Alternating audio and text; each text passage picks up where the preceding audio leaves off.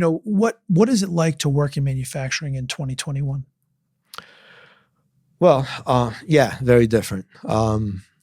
Very different, because when I first went to work at, Jacobs Truck and the other company, these were dirty, environments. The floor was full of, Chips and speedy dry and cat litter, I guess you call it, stuff like that. But of course, it didn't scare me because of my background in Portugal. But and smells, and it was the hardest thing for us to, in the first years of our business, to bring in any kind of young person into the business. It was just about impossible. And things started to change for us when we started to invest in new equipment.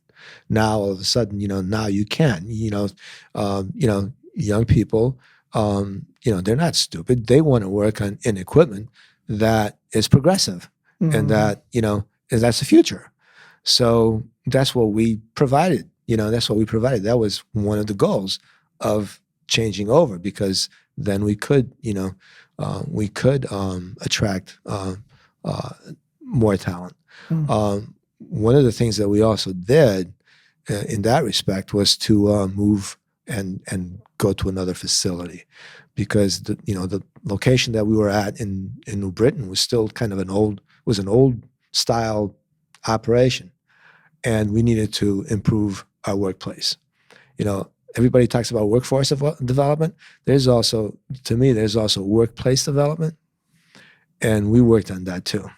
Workplace development is important. You got to create an environment in the place that people want to work in, that people want to go to work in. It can't be a dirty, facility and this and that. The floor's got to be clean. The place has got to be presentable.